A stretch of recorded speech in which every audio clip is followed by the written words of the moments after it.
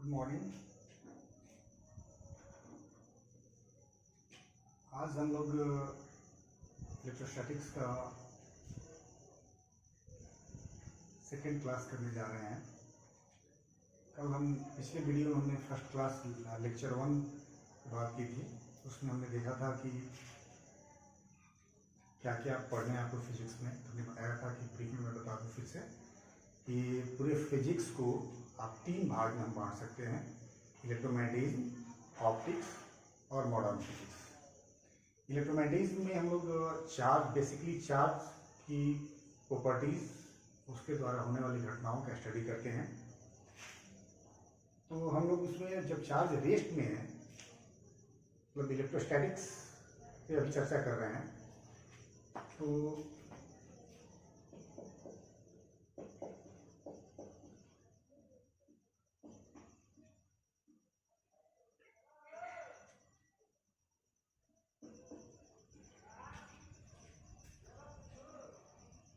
Electrostatics का lecture 2 होगा आज। फर्स्ट लेक्चर में हम लोग ने बात की थी चार्ज क्या है।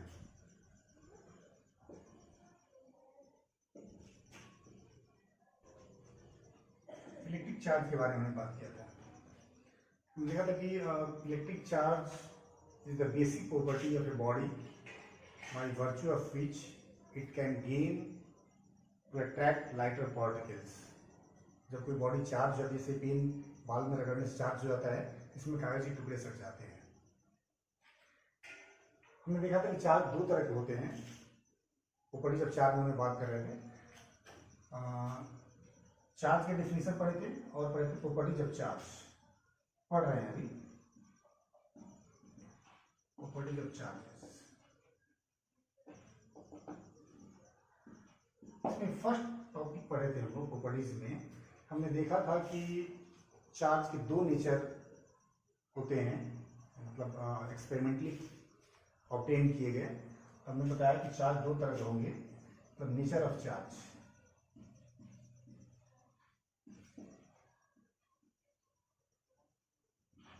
ये 2 तरह का होगा, पॉजिटिव एंड नेगेटिव। ये कल हम लोग पिछले वीडियो में इसको डिस्कस कर चुके हैं। दूसरा हम लोग बात किए थे चार्ज के बारे में। स्केलर क्वांटिटी है,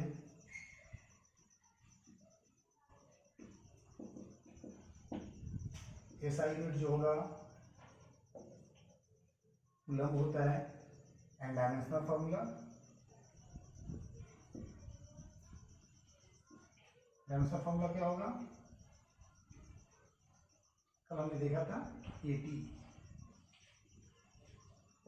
I equal to Q by T formula से निकाल सकते हैं। तो आई आपको AT। थर्ड प्रॉपर्टीज पढ़े थे हम लोग, क्वांटाइजेशन ऑफ चार्ज। सबसे इंपॉर्टेंट प्रॉपर्टीज है।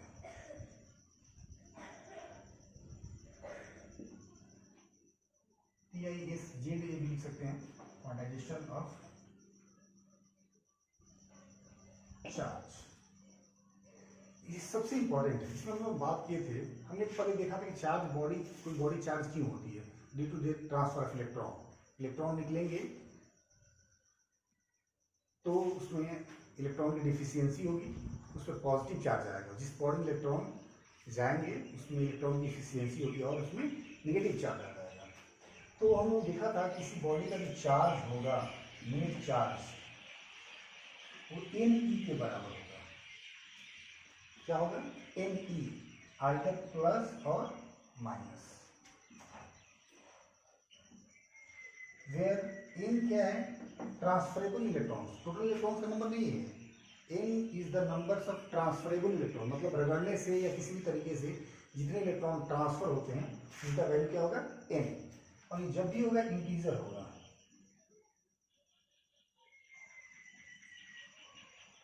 Means 1, 2, 3, 5, 10, 10 to the power 3, 10 to the power 15, कुछ भी हो सकता है। फ्रैक्शन में नहीं होगा। 1/2 नहीं होगा, गलत। 3/2 नहीं होगा। 6/2 ये होगा, ये that is 3। तो फ्रैक्शन नहीं होगा। इन का वैल्यू जब भी होगा इंटीजर होगा। और ई क्या है, हमने चर्चा की थी इस पे कि is the smallest charge which is found in free state. इससे छोटा चार्ज फ्री स्टेट में नहीं पाया जाता। थोड़ी सी बात की थे क्वार्क्स के, क्वार्क्स का चार्ज इससे कम होता है। E/3 और 2E/3 दो तरह क्वार्क्स होते हैं, अप क्वार्क्स और डाउन क्वार्क्स। नहीं जाएंगे हम, नहीं जाएंगे हम। तो ई का वैल्यू होता है 1.6 × 10⁻⁹ कूलम। ये इतना हम कल पढ़ चुके हैं पिछले लेक्चर में, ये हम देख चुके हैं। इस पर हमने कुछ सवाल भी किए थे। कुछ और प्रॉपर्टी देख लेते हैं, तब यहाँ से एक दो और सवाल करेंगे। तो एक और प्रॉपर्टी है आपको जो बहुत इंपॉर्टेंट प्रॉपर्टी है, नंबर 4 में लिख सकते हैं, attractive and repulsive property.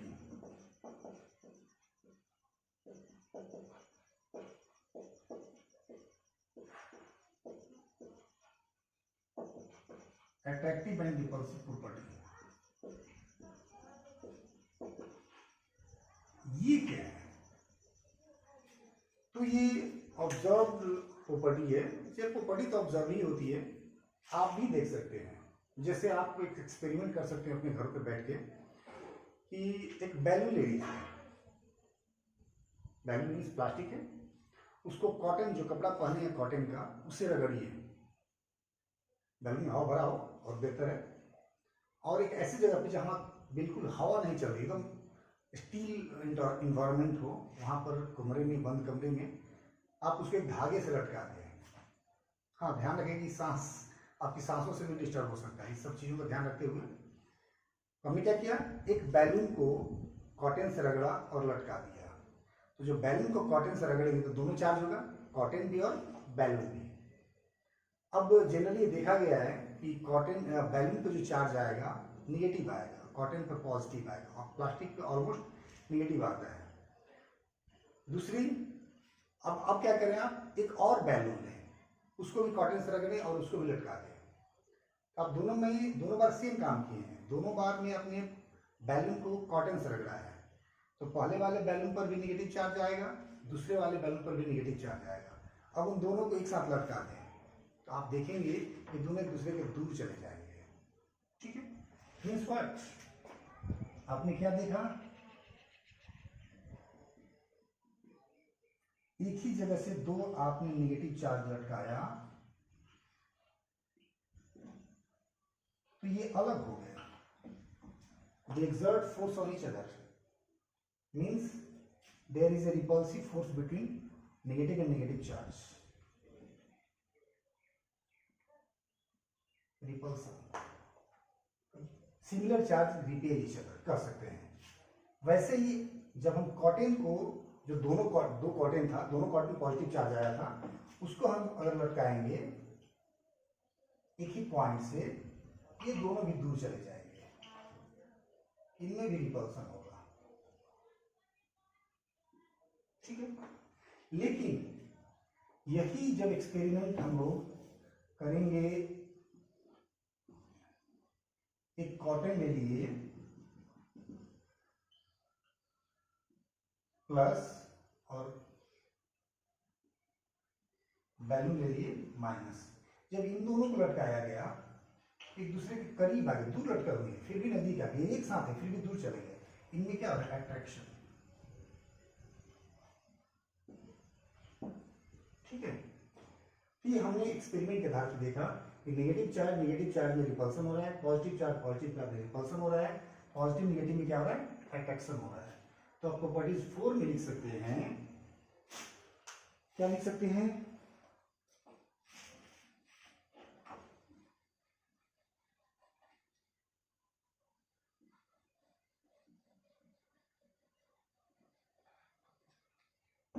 Similar charges, ये एक्सपेरिमेंट से पता चल रहा है कि similar charges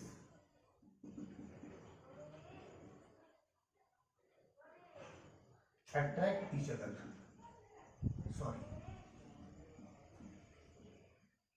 repel each other. Similar क्या है, repel each other, whereas these similar charges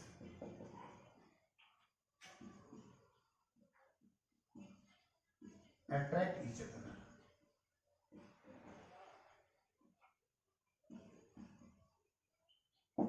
एक बहुत इंपॉर्टेंट प्रॉपर्टी है attractive and repulsive property. Attraction कब होगा? डिसिमिलर में अट्रैक्शन, प्लस माइनस विपरीत आवेश दोस्ती, समान आवेश दुश्मनी, माइनस माइनस दुश्मनी, प्लस प्लस दुश्मनी, प्लस माइनस दोस्ती, क्या? ठीक है, ये बहुत इंपॉर्टेंट प्रॉपर्टी है। शुरू कर लिया।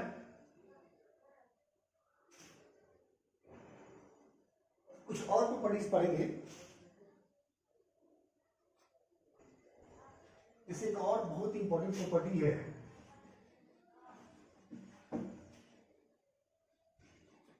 Conservation of charge.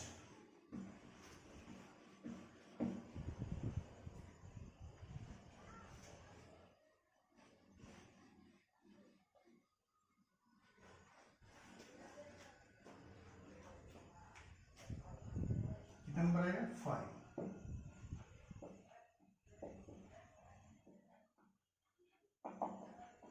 Conservation of charge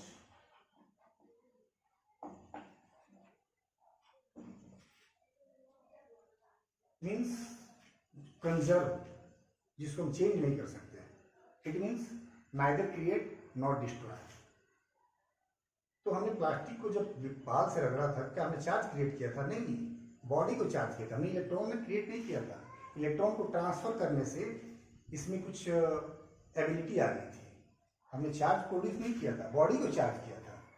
मतलब charge neither be created nor be destroyed. जैसे एक एग्जांपल देते हैं, छोटा सा एग्जांपल। जैसे मान लीजिए बॉडी ए है, इसमें चार्ज कितना है इसका? Q A equal to 0। दूसरी बॉडी है बी,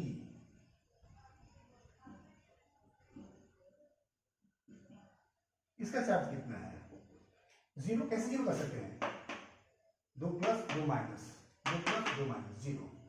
अब इन दोनों का नेट चार्ज कितना है पूरे सिस्टम का? टोटल चार्ज कितना है?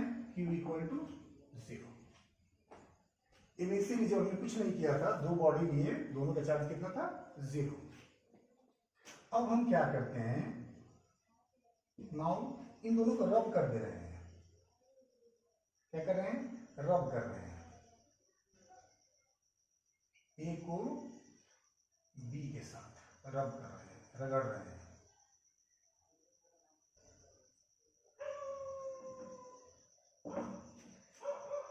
What will happen?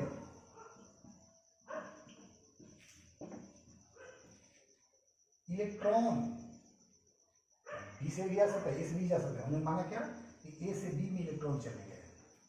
कितने इलेक्ट्रॉन गए? 2 इलेक्ट्रॉन। क्या हुआ? A loses the electron, A electron को लूज कर रहा है। इस पे कौन चार्ज आएगा? Positive charge. वेल नोन है कि जानते हैं आप, इलेक्ट्रॉन जो बॉडी इलेक्ट्रॉन लूज करेगा उस पर प्रोटॉन्स बच जाएंगे, पॉजिटिव चार्ज अपीयर होगा। जिसमें इलेक्ट्रॉन एक्स्ट्रा आ जाएंगे उस पर नेगेटिव चार्ज अपीयर होगा। ये हो गया आपका क्यू ए। ये मतलब बॉडी ए है, इसका चार्ज क्यू ए डैश। कितना चार्ज हो गया? +2e। इसमें कितना चार्ज है? 2 इलेक्ट्रॉन निकलने से +2e। ये जो बॉडी बी थी आपकी, इसमें 2 एक्स्ट्रा इलेक्ट्रॉन ऐड हो रहे हैं। इसका चार्ज कितना हो गया? QB dash equal to -2e। इसका चार्ज हो गया +2e, इसका चार्ज हो गया -2e। अब इन दोनों बॉडीज का जो आपने चार्ज किया, इसका चार्ज कितना है? +2e -2e equal to 0। दोनों बॉडी को हमने चार्ज कर दिया। क्या हमने चार्ज क्रिएट किया? पहले चार्ज कितना था? 0। अभी भी चार्ज कितना है? 0। मतलब हमने चार्ज क्रिएट नहीं किया, हमने बॉडीज को चार्ज किया। रब करने से क्या हुआ? इलेक्ट्रॉन का ट्रांसफर हुआ। इलेक्ट्रॉन के ट्रांसफर होने से दोनों बॉडी चार्ज हो गई। जितना इस पर पॉजिटिव चार्ज आया उतना ही उस पर नेगेटिव चार्ज आया। हमने चार्ज को क्रिएट नहीं किया। मीन्स कंडक्शन चार्ज में आप कह सकते हो charge be neither created not destroyed.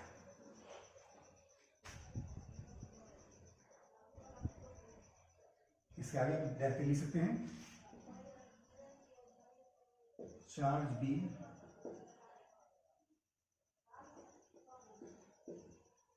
neither created nor destroy. We only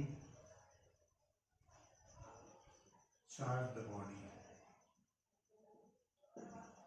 क्योंकि बॉडीज को चार्ज कर सकते हैं, चार्ज हम क्रिएट नहीं कर सकते। ठीक है, इसमें दो और एग्जांपल्स आते हैं, एनिलेशन फॉर पेयर प्रोडक्शन, उतना ज़्यादा डिटेल्स में नहीं जाएंगे हम। ठीक है, तो हमने क्या देखा, conservation of charge. Conservation charge हमने क्या देखा कि चार्ज जो होता है किसी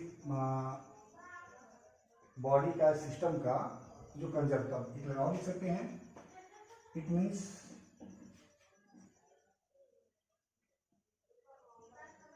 charge of an isolated system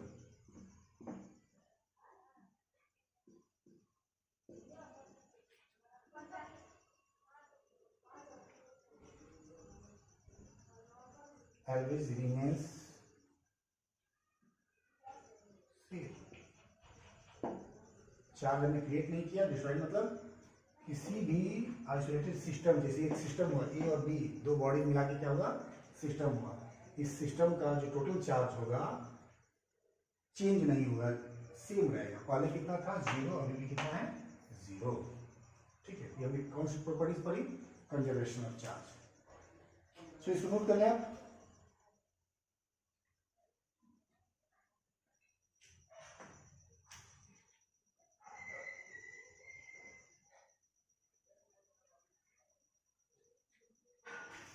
आप एक चीज कर सकते हैं, जहाँ बोर्ड पे अगर नोट करने की बात आती है तो आप वीडियो को पॉज करके वहाँ स्क्रीनशॉट ले लें, बाद में उसको नोट कर लीजिएगा। ठीक है, हम आगे बढ़ते हैं। 5 प्रॉपर्टीज हमने पढ़ लिया चार्ज की, और कुछ देखते हैं। आपने एक कहानी सुनी होगी या आपने देखा भी होगा, लाइटनिंग के बारे में जानते होंगे, जो आकाश में बरसात में या बरसात के बारिश होने के समय दिखाई पड़ता है। What is that? That is a huge amount of charge.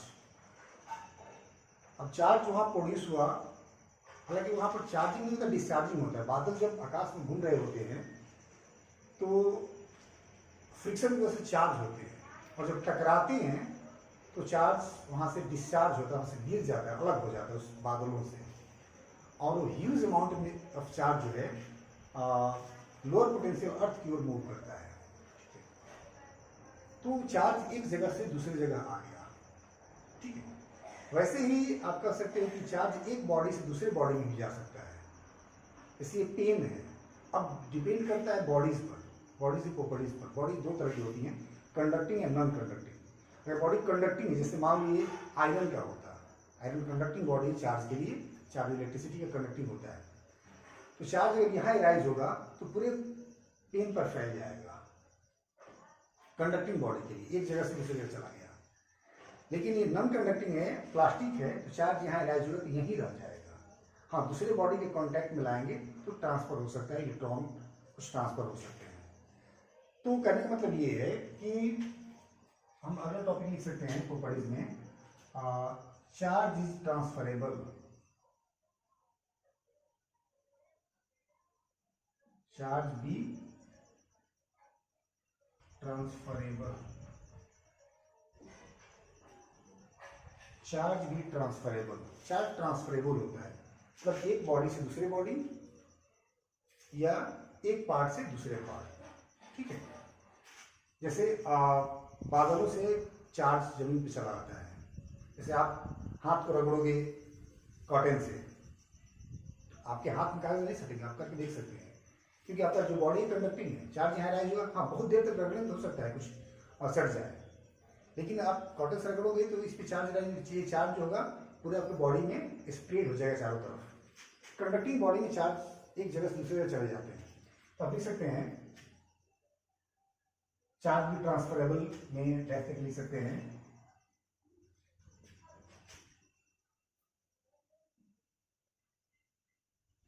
Charge of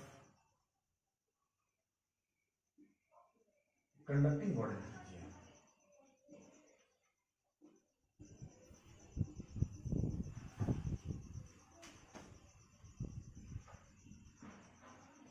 from one part two another or from one body to another। और यहाँ पर कंडक्टिंग और नॉन कंडक्टिंग दो वर्ड यूज कर सकते हैं। तो आप कंडक्टिंग का मतलब ये हुआ ना कि अगर बॉडी कंडक्टिंग है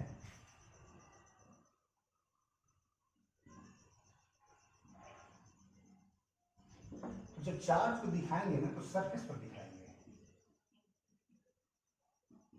चार्ज कहाँ दिखाएंगे? सरफेस पर।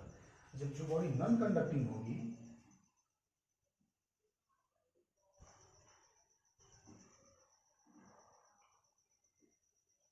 एवरीवेयर, चार्ज सभी जगहों पे हो सकता है इसमें। और ये कंडक्टिंग बॉडी के लिए उसके सरफेस पे दिखाएंगे। ठीक है, तो चार्ज ट्रांसफर का मतलब क्या हुआ? एक प्लेस से दूसरे प्लेस या एक बॉडी से दूसरे बॉडी में चार्ज चले जाते हैं। जैसे आप कभी सोचिएगा कि जब बाल में पेन रगड़ते हैं तो कागज सट जाते हैं, फिर कागज के टुकड़े अलग भी हो जाते हैं। ऐसा क्यों होता है? कैसे ऐसा होता है? तो पेन को बाल से रगड़ने पर पेन पर नेगेटिव चार्ज आया था। अब इसने क्या किया कि कागज के टुकड़ों को अट्रैक्ट कर लिया। अब ये कॉन्टैक्ट में आ गए। अब जब कॉन्टैक्ट में आएंगे तो इसका चार्ज, पेन का चार्ज कागज के टुकड़े पर जाएगा। तो पेन पे कौन चार्ज था? Negative charge. ये नेगेटिव चार्ज उसको देगा, दूसरे वाले को, कागज के टुकड़े को। अब इस पर भी कौन चार्ज आएगा? Negative charge. नेगेटिव नेगेटिव क्या होगा? रिपल्सन होगा। तो ट्रांसफर हुआ पेन से कागज पर, और सिमिलर चार्ज हो गए दोनों में, और रिपल्सन के अलग हो जाते हैं। मतलब कहने का ये है कि चार्ज एक प्लेस से दूसरे प्लेस या एक बॉडी से दूसरी बॉडी में ट्रांसफर हो सकते हैं। तो इसे नोट कर लें।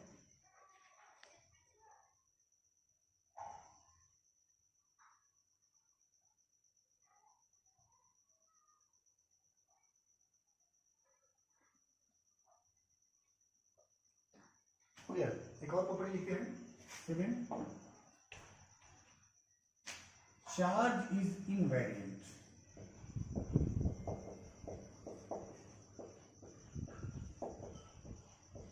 बहुत इंपॉर्टेंट प्रॉपर्टी है, एडवांस लर्निंग में ये काम आता है सब चीजें। इनवेरिएंट का मतलब क्या होता है? इनवेरिएंट का मतलब होता है which is not going to change with its speed. जैसे मान लो पेन है, इस पर चार्ज है 5 कूलम का, रेस्ट में है 5 कूलम है। अगर ये बॉडी मोशन में आ जाएगी, ये पेन मोशन में आ जाएगा तो भी इसका चार्ज 5 कूलम ही रहेगा, क्योंकि मास के साथ ऐसा नहीं होता है। मास इनवेरिएंट नहीं होता है। क्लासिकल मैकेनिक्स में हम पढ़ते हैं कि मास इनवेरिएंट, लेकिन जब रिलेटिविस्टिक मैकेनिक्स की बात करते हैं, आइंस्टीन बताते हैं कि जब कोई मास वेरी हाई स्पीड से मूव करेगा तो इंक्रीज करता है। उसके लिए फॉर्मूला आप लोग देखे होंगे, m = m0/1 - v²/c² के स्क्वायर। इस फॉर्मूला के अकॉर्डिंग मास इंक्रीज करता है। तो मास इनवेरिएंट नहीं होता, बट चार्ज क्या होता है? इनवेरिएंट होता है। तो इनवेरिएंट का मतलब ये हुआ कि charge of a body independent of its speed. क्या लिख सकते हैं? Charge of a body be independent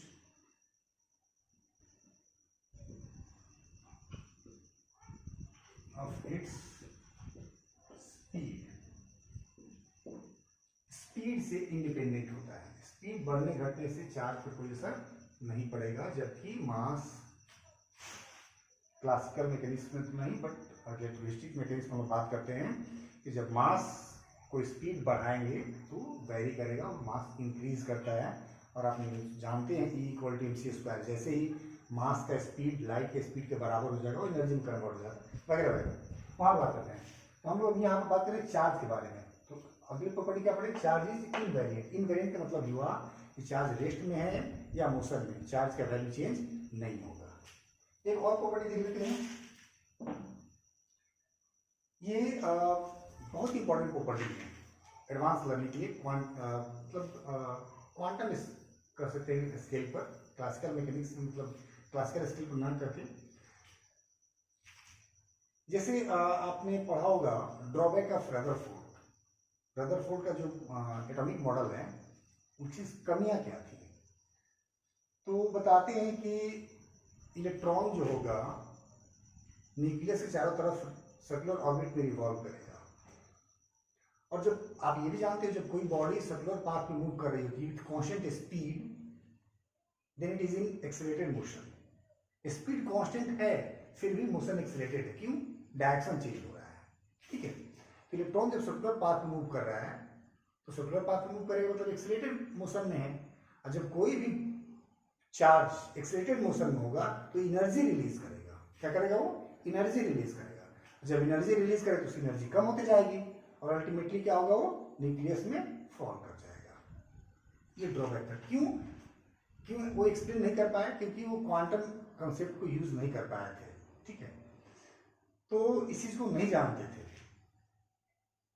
इसलिए उन्होंने एक्सप्लेन नहीं किया। बाद में बोर ने उस चीज को करेक्ट किया कि electron revolves in those circular orbits which angular momentum is equal to nh/2π के बराबर, मतलब वगैरह वगैरह, कि nh/2π होगा तो उसी ऑर्बिट में ही रिवॉल्व करेगा, सब में रिवॉल्व नहीं करेगा। एक ऑर्बिट से दूसरे ऑर्बिट में जाएगा तो कांस्टेंट अमाउंट में एनर्जी आइदर रिलीज करेगा और एब्जॉर्ब करेगा, ठीक है। तो ये बहुत इंपॉर्टेंट प्रॉपर्टी है। क्या प्रॉपर्टी है? इसको चार्ज है Q, पॉजिटिव चार्ज, कोई चार्ज हो सकता है Q, ये रेस्ट में है। कैसे है? रेस्ट में। तो चारों तरफ एक फील्ड बनाएगा। कौन फील्ड बनाएगा? Electric field. चार्ज जब रेस्ट में होगा तो क्या बनाएगा? इलेक्ट्रिक फील्ड बनाएगा। जब मोशन में होगा तो मैग्नेटिक फील्ड बनाएगा, ठीक है। और जब एक्सीलरेटेड मोशन में होगा इलेक्ट्रिक फील्ड मैग्नेटिक फील्ड के साथ साथ एनर्जी को रेडिएट करेगा। एक एडिशनल प्रॉपर्टी है, बस ऐसे सुन लें। क्या? चार्ज जब रेस्ट में होगा तो चारों तरफ एक फील्ड बनाएगा जो क्या कहलाएगा? Electric field. जब मोशन में होगा तो क्या बनाएगा? Magnetic field. और जब एक्सीलरेटेड मोशन में होगा तो क्या करेगा? इन दोनों के साथ साथ एनर्जी भी रेडिएट करेगा। इतना इनफ है। हमने 6-7 टॉपिक देख लिए चार्ज प्रॉपर्टीज ऑफ चार्ज में। प्रॉपर्टीज ऑफ चार्ज में एक बहुत ही इंपॉर्टेंट टॉपिक आया था आप लोग का, क्वांटाइजेशन ऑफ चार्ज। उस टॉपिक से आप, मैंने कल पिछले वीडियो में एक सवाल आप लोग से बनवाया था, कुछ और सवाल बनाइए आप। इसमें 2-3 तरह के सवाल आ सकते हैं। एक तो क्वेश्चन होंगे कि electron are removed, electrons are added, तो चार्ज कैलकुलेट करने के लिए, ठीक है।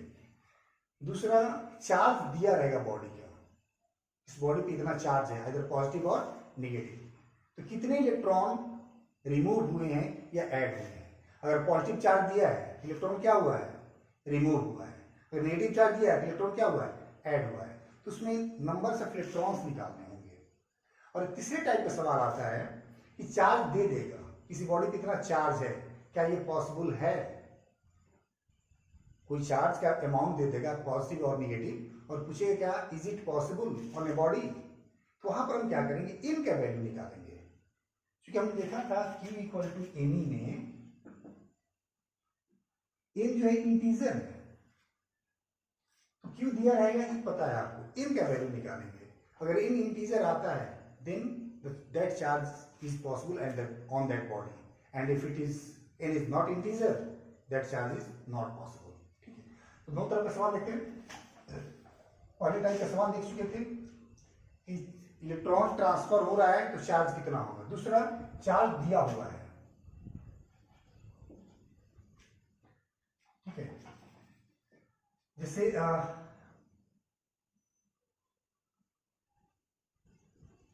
Charge of a body is plus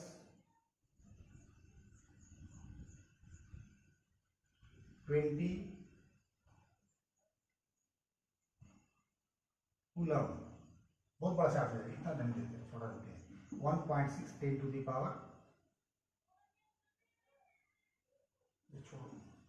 वही देते हैं। बॉडी में charge of a body is 20 coulomb, then plus 20 coulomb, then calculate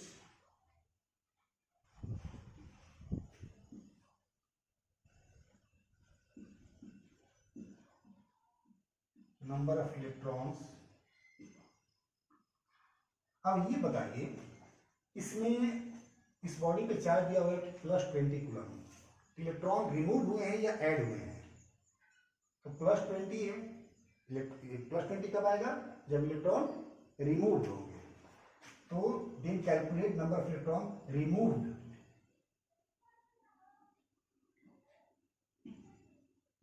from it. क्या क्वेश्चन दिया हुआ है? Charge of a body is 20 coulomb. Micro coulomb होने से नहीं लिखा कि आपको मैंने बताया नहीं है, बता देंगे कि चार्ज को और भी छोटे छोटे यूनिट मापते हैं। माइक्रो कूलम हो गया, मिली कूलम हो गया, नैनो कूलम, बता देंगे क्या होता है। अभी नहीं बताया इसलिए मैंने नहीं लिखा, इसलिए मैंने कूलम में लिखा। लेकिन बहुत बड़ा चार्ज है, देखते हैं कितना नंबर आता है, कितने हम इलेक्ट्रॉन निकलेंगे तो ये चार्ज आएगा। तो यहाँ पर चार्ज दिया हुआ है। सबसे पहले सवाल में हम लोग जो गिवन होता है उसको नोट कर लेते हैं। क्या दिया हुआ है? चार्ज, मतलब क्यू का वैल्यू दिया है प्लस 20 कूलम, और ई का वैल्यू आप जानते हैं 1.6 × 10⁻⁻⁹ कूलम। अब हमारे पास दो फॉर्मूला है, Q = plus M E, Q = minus M. अब प्लस एम ई कब अप्लाई करते हैं? जब इलेक्ट्रॉन निकलते हैं, और माइनस एम ई जब इलेक्ट्रॉन ऐड होते हैं। यहाँ पर क्या हो रहा है? इलेक्ट्रॉन रिमूव हो रहा है। तो as we have Q = plus M E. अब सारा क्वेश्चन सारा चीज दिया हुआ है, निकाल लेते हैं। Q एम = कितना हो जाएगा? Q/E। Q का वैल्यू कितना दिया हुआ है? 20, और E का वैल्यू कितना दिया है? ये भी कूलम है, ये भी कूलम, कैंसिल हो जाएगा, नंबर आएगा 1.6 × 10⁻⁻⁹। ये डेसिमल हटाओगे तो 200 हो जाएगा। दैट इंप्लाइज m = 200/16 × 10⁻, ऊपर चला जाएगा ना 90। इतने इलेक्ट्रॉन्स, समझ रहे कितने हैं? बहुत बड़ा संख्या है, बहुत बड़ी संख्या है। 200/16 × 10⁻19 इलेक्ट्रॉन्स, इतने इलेक्ट्रॉन निकलेंगे किसी बॉडी से, तब इस पर कितना चार्ज आएगा? 20 कूलम का। अगर यहाँ पे एक और उस चीज को मैंने जिक्र नहीं किया, उस कॉन्सेप्ट को भी बता दे रहे हैं कि कभी क्वेश्चन पूछता है, एक बार बोर्ड ने क्वेश्चन पूछ दिया था कि क्या इस बॉडी से इलेक्ट्रॉन निकल गए, कितने इलेक्ट्रॉन निकल गए, कितने इलेक्ट्रॉन निकल गए, इसके मास पर भी कुछ इफेक्ट पड़ेगा। जैसे ये पेन है, हमने बाल में रगड़ा, कौन चार्ज आया इस पे? कौन चार्ज आया? Negative charge. बाल पे पॉजिटिव, इस पे नेगेटिव, मतलब इलेक्ट्रॉन आए हैं। तो इलेक्ट्रॉन के आने से क्या इसका मास पर अफेक्ट होगा? मास चेंज होगा? यस और नो? यस, मास चेंज होगा। क्यों? क्योंकि इलेक्ट्रॉन आ रहा है। Electron is a particle, electron के साथ मास होता है। Mass of electron 9.1 × 10⁻31 kg। एक इलेक्ट्रॉन के आने से इतना मास आएगा, बहुत ही कम है ये, नेग्लिजिबल, बट आएगा। तो जिस बॉडी पे नेगेटिव चार्ज होगा, जैसे ये देखो ए और बी, ए से इलेक्ट्रॉन बी में जा रहे हैं, इसका मास क्या होगा? इसका मास क्या होगा? इसका मास, इलेक्ट्रॉन निकल रहा है, इलेक्ट्रॉन कम हो रहा है, मतलब मास निकल रहा है। इलेक्ट्रॉन मतलब क्या? मास, इतना मास निकल रहा है, तो क्या करेगा? डिक्रीज। जिस बॉडी से इलेक्ट्रॉन निकलेंगे उसका मास क्या होगा? डिक्रीज होगा। जिस बॉडी से मास में मास आएंगे, मतलब इलेक्ट्रॉन आएंगे, उसका मास क्या होगा? इंक्रीज करेगा, बढ़ेगा। ठीक है। तो यहां पर क्वेश्चन पूछ सकता है कि जिस बॉडी से इतने इलेक्ट्रॉन, जिस बॉडी का चार्ज प्लस 20 कूलम है, उसका मास घटा है या बढ़ा है? इंक्रीज हुआ है, डिक्रीज हुआ है। तो प्लस आने का मतलब इलेक्ट्रॉन निकले हैं, इलेक्ट्रॉन निकले हैं तो मास क्या होगा, डिक्रीज करेगा। अब कितना मास डिक्रीज करेगा, कितना मास घट गया, तो एक इलेक्ट्रॉन निकलेगा, कितना मास घटेगा, एक इलेक्ट्रॉन के निकलने से कितना मास घटेगा, कितना इलेक्ट्रॉन निकल गया, इतना इलेक्ट्रॉन निकल गया। तो इन दोनों को मल्टीप्लाई कर देंगे तो आपको मास मिल जाएगा कि कितना मास घट रहा है। ठीक है, इस क्वेश्चन नोट कर लें, इसको लास्ट में लिखाते हैं, बोर्ड में आपको लिखाते हैं। एक और क्वेश्चन करते हैं। पहला क्वेश्चन क्या था कि क्वेश्चन दिया रहेगा कि किसी बॉडी से इतने इलेक्ट्रॉन ट्रांसफर हो रहे हैं तो चार्ज कितना होगा, मतलब आ रहे हैं या निकल रहे हैं, दोनों तरह क्वेश्चन हो सकता है। आ रहे हैं नेगेटिव चार्ज होगा, निकल रहे हैं तो पॉजिटिव चार्ज होगा, कितना होगा, क्यू का वैल्यू निकालना होगा उस सवाल में। दूसरे तरह का सवाल क्या दिया रहेगा, चार्ज दिया रहेगा, या तो प्लस दिया रहेगा या माइनस दिया रहेगा। प्लस दिया रहेगा तो चार्ज क्या होंगे, इलेक्ट्रॉन क्या होंगे, रिमूव होंगे, कितने होंगे तो एन निकालना होगा। फॉर्मूला क्या करेंगे, प्लस एन। अगर एडेड होता, यहाँ पर माइनस होता तो Q equal to minus N formula apply करते हैं। ठीक है, एक और तरह का सवाल आएगा,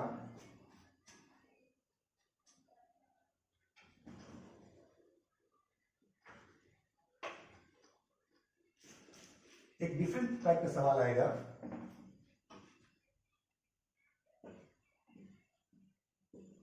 Which charge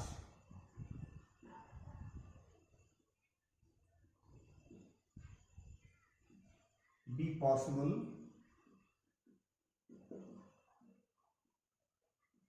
on a body? ए में दिया हुआ है plus 1.6 10 to the power minus 90 coulomb.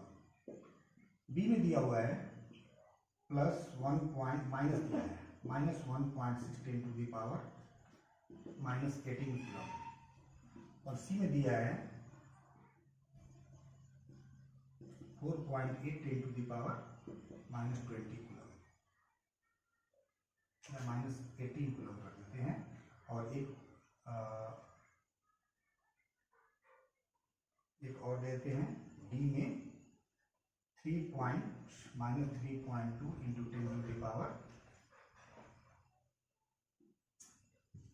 Minus 20 coulomb. इन सबको चेक करना है, किसी बॉडी पे ये चार्ज हो सकते हैं कि नहीं हो सकते हैं। ठीक है, हमने पहले बताया आप लोगों को कि 3 तरह के सवाल होंगे। एक तरह का सवाल होगा जिसमें कि नंबर ऑफ इलेक्ट्रॉन दिए रहेंगे, कितने इलेक्ट्रॉन निकल रहे हैं, कितने इलेक्ट्रॉन आ रहे हैं, तो चार्ज का वैल्यू क्या होगा, मैग्नीट्यूड ऑफ चार्ज निकालना होगा। दूसरा, चार्ज दिया रहा है किसी बॉडी पे प्लस या माइनस, पूछेगा कितने इलेक्ट्रॉन ऐड हुए हैं या कितने इलेक्ट्रॉन रिमूव हुए हैं। तीसरा सवाल रहेगा कि चार्ज दिया होगा, आपको पता करना होगा कि किसी बॉडी पर चार्ज हो सकता है कि नहीं हो सकता है। तो ऐसे में हम क्या करेंगे, एन का वैल्यू निकालेंगे। ठीक है,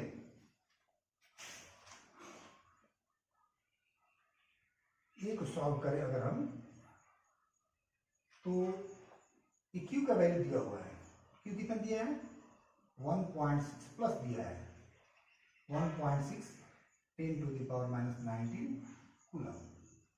ई का वैल्यू कितना होता है 1.6 10 to the power minus 19 coulomb. N निकालना है, एन इक्वल टू व्हाट। तो फॉर्मूला जब प्लस में चार्ज दिया है तो फॉर्मूला क्या लगाएंगे, S q equal to plus N, that implies N equal to q by e. Q कितना है 1.6 10 to the power minus 19, e कितना है 1.6 10 टू द पावर माइनस 19, दोनों कैंसिल हो जाएगा। अब इन का वैल्यू कितना आ गया 1, इंटीजर है पॉसिबल है, मतलब किसी बॉडी का चार्ज इतना हो सकता है, क्या इतना हो सकता है, इसको भी चेक कर लेते हैं।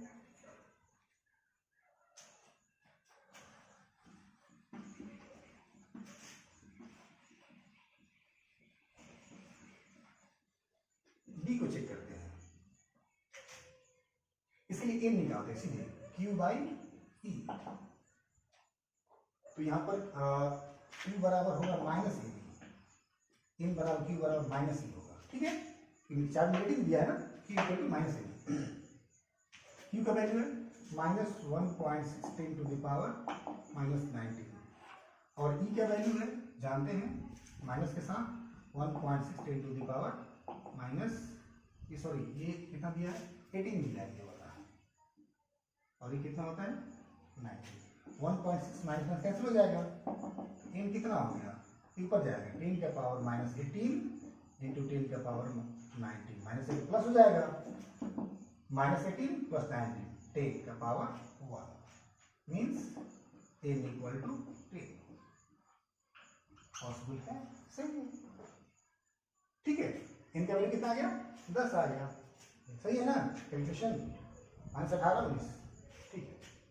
सी चेक करके देखिए n बराबर q बाई e यहाँ पर कौन फॉर्मूला होगा q equal to plus M E से चार्ज पॉजिटिव दिया हुआ है q बराबर एम ई q कितना है 4.8 10 to the power -18 4.8 10 to the power -18 और e कितना होता है 1.6 10 टू द पावर -19 तीन बार में कट जाएगा इनका वैल्यू कितना हो गया 3 इंटू 10 का पावर -18 और ये जाएगा 10 का पावर 19 3 इंटू 10 का पावर 1 मतलब 30 n बराबर 30 पॉसिबल है सही है ये भी सही है।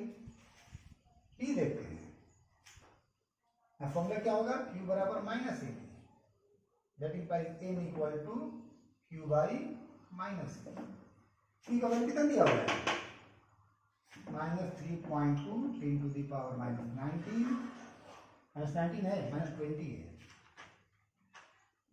और e का वैल्यू जानते हैं माइनस के साथ 1.6 10 टू द पावर -19 माइनस से माइनस कैंसिल हो जाएगा ये दो बार में कैंसिल हो जाएगा कितना बचा n equal to 2 into 10 to the power इसको कर जाएंगे -20 10 टू द पावर 19 2 इंटू 10 का पावर -1 -20 प्लस 19 -1 मीन्स व्हाट